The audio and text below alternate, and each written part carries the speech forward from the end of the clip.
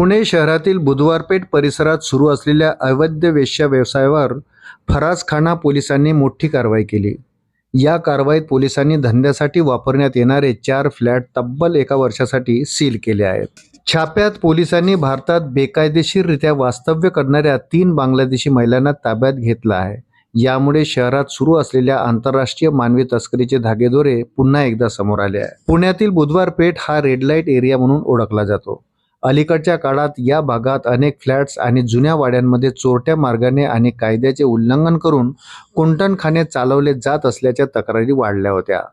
फरासखाना पोलिसांना मिळालेल्या गोपनीय माहितीनुसार दाणेआडी, न्यू वेलकम आणि बेगम परिसरात काही इमारतींमध्ये अवैध व्यवसाय सुरू होता। या माहितीची गांभीर्याने दखल घेत पोलिसांनी विशेष पथकाची स्थापना केली आणि सापळा रचला। वैध कागदपत्रे नसल्याचे तपासात निष्पन्न। समोर आलेल्या माहितीनुसार पोलिसांनी संबंधित ठिकाणावर छापा टाकला असता तिथे धक्कादायक वास्तव समोर आलं।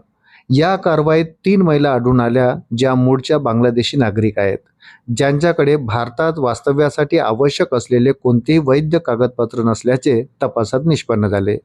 एजंट मार्फत या महिलांना पुण्यात आणून त्यांच्याकडून वेश्या व्यवसाय करून घेतला जात होता। पोलिसांनी तत्काळ त्यांना ताब्यात घेत पुढील कारवाई सुरू केली। ताब्यात घेतलेल्या महिलांची सखोल चौकशी सुरू आहे। वेश्या व्यवसायासाठी वापरण्यात येणारे 4ही फ्लॅट प्रशासनाने 1 वर्षासाठी सील केले आहेत। ताब्यात घेतलेल्या महिलांची सखोल चौकशी सुरू असून त्या कोणाच्या माध्यमातून सीमा ओलांडून पुण्यात पोहोचल्या याचा शोध पोलीस घेत आहे। या कारवाईमुळे बुधवार पेठेतील अवैध लॉजिंग आणि कुंटणखाने चालवणाऱ्यांमध्ये मोठी खळबळ उडाली आहे।